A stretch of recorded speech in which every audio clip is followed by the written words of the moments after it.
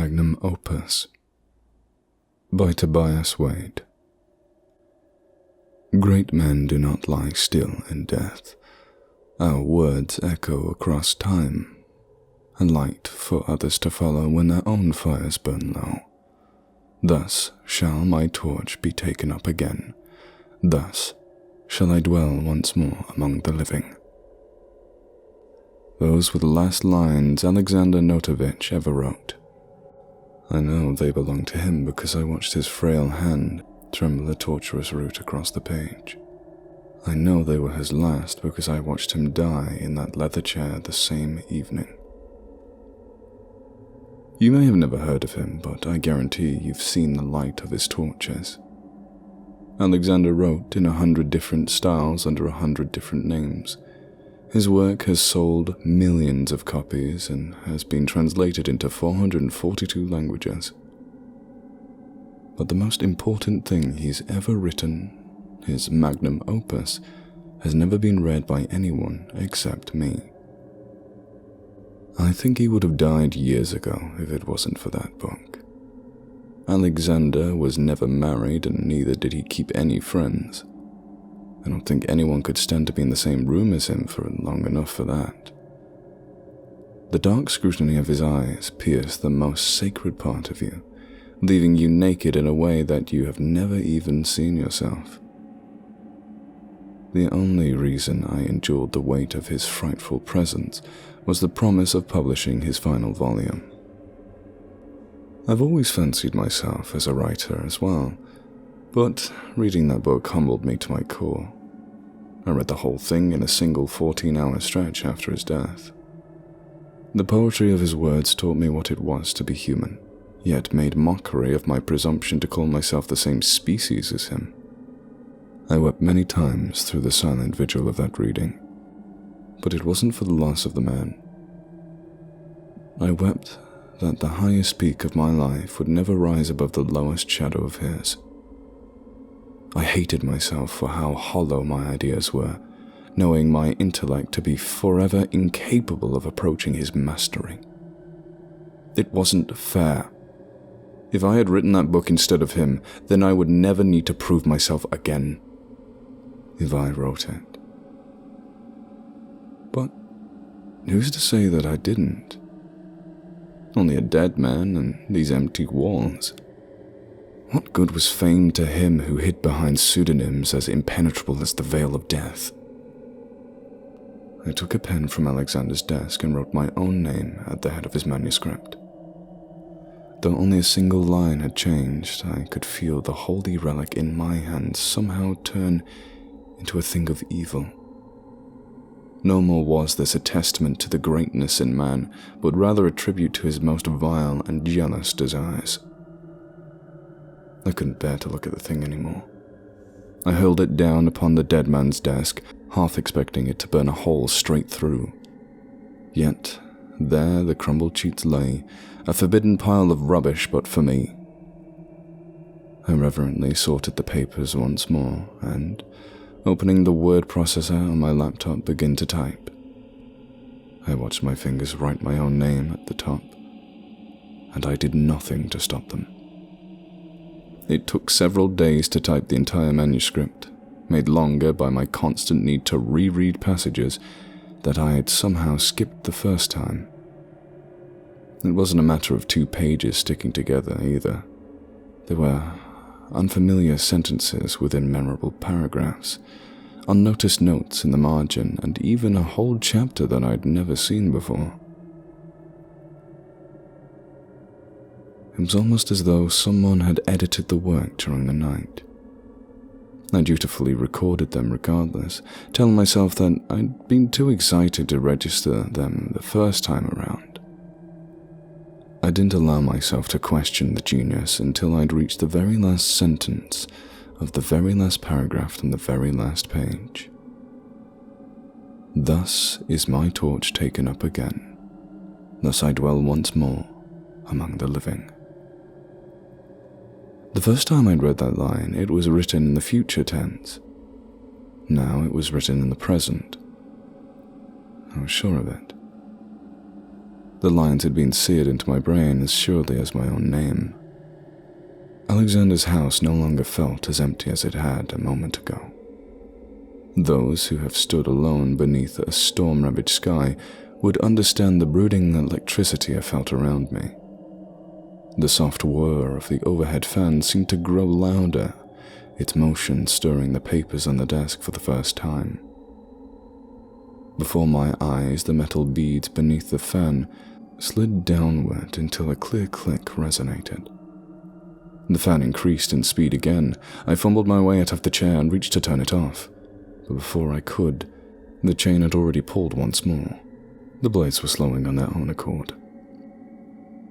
In the sudden silence of dead air, I heard footsteps downstairs. They were soft and deliberate, a panther stalking an unsuspecting prey. I raced to the top of the stairs to settle my rebellious imagination, but stopped short as I reached the first step. The outdoor porch light had just turned off. A second later, the kitchen light extinguished. Then the living room directly below the wooden stairs dissolved the whole first floor into shadows. The creak as someone stepped on the bottom stair. Footsteps again, faster now, something sprinting directly up the flight of steps in an avalanche of buckling wood. I yelped and scrambled backwards into Alexander's study. I couldn't hear the footsteps over the thunder of my own blood. I slammed the door behind me. There wasn't a lock, so I thrust my back against the door and braced my legs against the floorboards to pin it shut. Straining with static tension, I forced slow breaths and willed the drum roll of my heart to slow enough for me to listen. Nothing.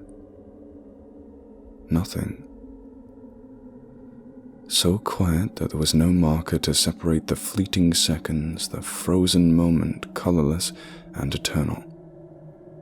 So quiet that I could almost hear the self-deprecating laughter of my own thoughts. I was being absurd.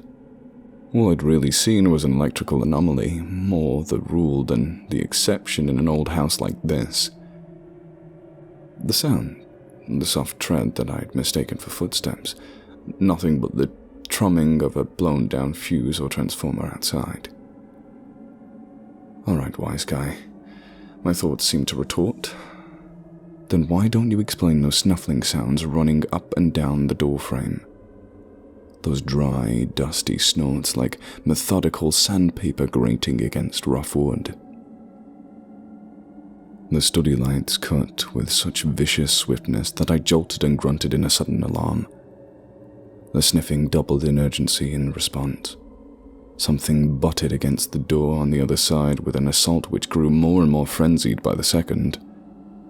Soon I was heaving with exertion, each blow making my skeleton dance to a tune the rest of my body didn't hear. 3 inches or more I'd been pushed back, and before my full weight had even slammed the door into its frame, another numbing cascade ricocheted through my body, and I'd been flying again. And then the howl, the chilling echo of a sound buried deep within the dormant animal instinct of my psyche. A sound more beast than any man, yet more man than any beast, for the tortured guttural syllables which rolled across its alien tongue. More terrible than splintering wood, more terrible than the bestial anthem or the shrill symphony of my nerves came the pitter-patter of gentle keys and the soft shadow blocking the light. As horrifying as the creature sounded beyond the door, at least it was on the other side. Illuminated by the halo of my computer's light, I saw a strange creature hunched over the keyboard. Its shoulders extended so far past its head and stretched the skin of its back so transparently thin that it appeared like a deformed bat.